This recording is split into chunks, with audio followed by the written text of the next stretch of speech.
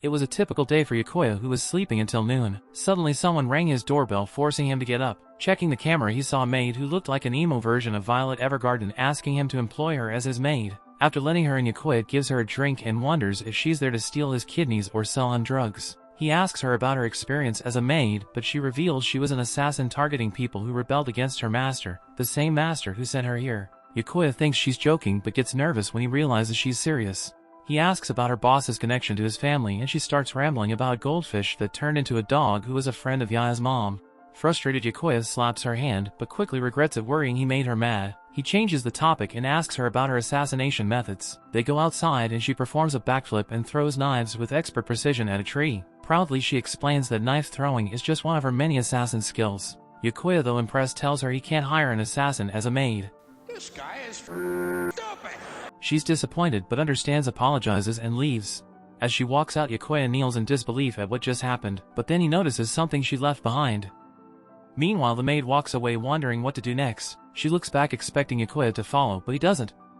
As she crosses a train track, Yokoya calls out, holding the bell she left behind. She turns around just as a train is about to hit him, but she leaps into action, saving him in the nick of time.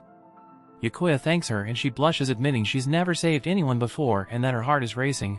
He hands her the bell and she thanks him before walking away again. However, Yokoya changes his mind and asks for her help with cleaning. Back home, Yokoya is shocked to see the maid unpacking all her knives as she talks about how they could have stopped the rumbling. Yokoya interrupts, explaining he needs help cleaning the house, not fighting titans, but the maid only seems to know how to clean up corpses. Yokoya tries to clarify that housekeeping is a different kind of cleaning. She asks if he'll hire her as long as she does the chores, and he agrees. Later, Yokoya returns to a mess. She's holding a broken mop with a bucket on her head, apologizing profusely. She slips on the wet floor but lands like Spider-Man, the bucket still on her head. Yokoya, seeing this, asks if she's clumsy. Embarrassed, she apologizes again.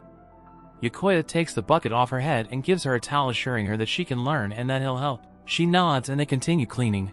Hours later, the house is spotless and Yokoya praises her for her hard work. He realizes it's time for dinner and asks if she can cook. She looks down, embarrassed, but Yokoya reassures her that he'll cook while she takes a bath. While the maid bathes, she blushes, thinking about Yokoya. Meanwhile, Yokoya is outside, flustered at the thought of a maid bathing just meters away. He imagines her coming out in only a towel, but she returns fully dressed, much to his disappointment. They start dinner and Yokoya watches her chop cabbage with the same precision she used for knife throwing.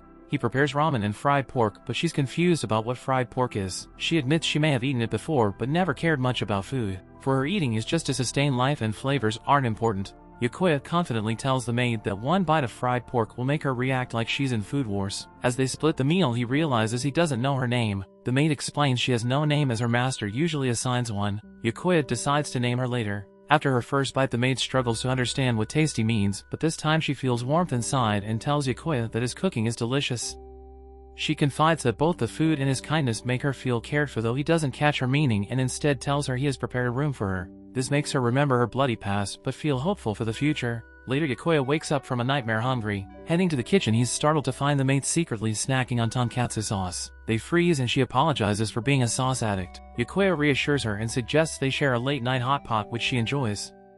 During the meal, the maid asks about his nightmares. Yokoya admits he has dreams about his mother leaving him, which embarrasses him. The maid shares that she heard him sleep-talking and entered his room ready to protect him, only to find him crying in his sleep. She lightens the mood by sharing her own strange dream about the tonkatsu sauce speaking to her. It's the first time she dreamt about something other than assassination, and she wished the dream had continued. She's upset she couldn't comfort Yokoya in his nightmare. Yokoya explains he cries in his dreams if he wakes up without his mother's lap. Hearing this, the maid offers her lap for him to rest on. Yokoya initially refuses, making her sad, but he soon changes his mind and lies down. As they sit there, both feel warmth and comfort. Yokoya looks up at her, realizes she's gazing back, and falls asleep on her lap, finally at peace.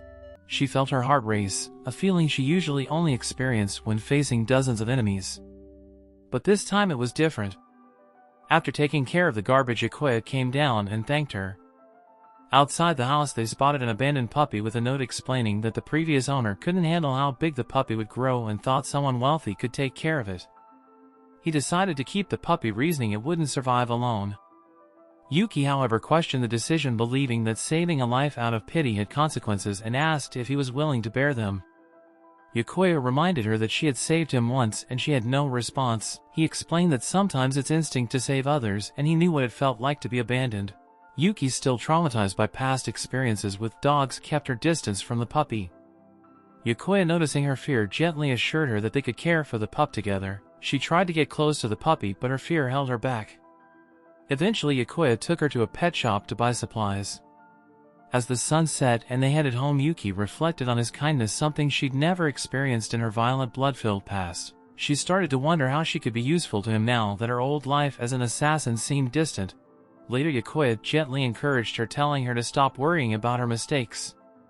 He reminded her it was her first time doing chores and that it was okay to fail.